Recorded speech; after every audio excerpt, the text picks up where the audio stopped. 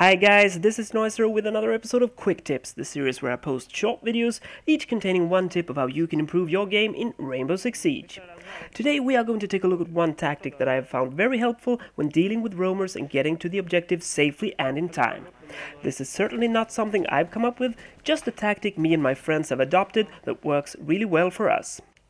And I want to give a special thanks to Weez1974 who encouraged me to do a video about this. He and January 8 are also featured in these clips.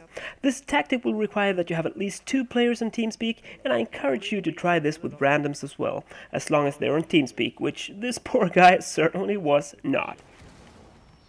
We have one player leading the way with his drone and 2 or more following behind. The drone always goes first and always checks the most dangerous spots and angles, but the trick here is that you divide the job to save time. If the drone checks a room to the left, one player stops and covers the front while the other clears the room to the right, for example. As long as you're constantly communicating, this works really well. I go left, you cover the stairs, take out the Capcan trap, I'm checking the next room, and so on. What we try to do, and this is really a work in progress, is to stay together, because it's when roamers can take you out one at a time that you will start to lose the initiative. As long as you're moving together, you will know exactly where any eventual roamer is if one of you is attacked. If a teammate gets killed a couple of rooms away, the enemy can relocate and be anywhere before you get the chance to pin them down.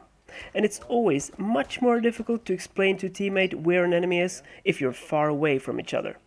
And staying together will of course make revives much easier. The same goes for the player on the drone that can park the drone and move closer to the group while someone else is watching it. And if the drone gets taken out, just switch role and let someone else use theirs. Now you might ask, won't moving in a tight group like this just make you an easy target for C4? Well, theoretically of course, but my experience is that you're very seldom surprised by a roamer when moving like this. And with a shield in the team, you can often bait them out of hiding and surprise them, since you're much more prepared than they might have thought. Roamers seldom move in pairs, and if you can always outnumber them, you will take them out one by one while moving closer to the objective. The reason we started moving like this is that we often had so little time left when we reached the objective in some games. And the reason for that was often that 1 or 2 of us got held up by roamers and was in no position to help each other as we were on different parts of the map, which can make you lose so much time. So, to sum this up, lead the way with the drone. Move together and methodically clear rooms and angles by dividing the job amongst you. And communicate everything constantly so you know who's covering what and that every trap or possible threat is noticed by everyone. In my opinion, this is a great tactic to constantly outnumber roamers and reach the objective in time with your team alive and well.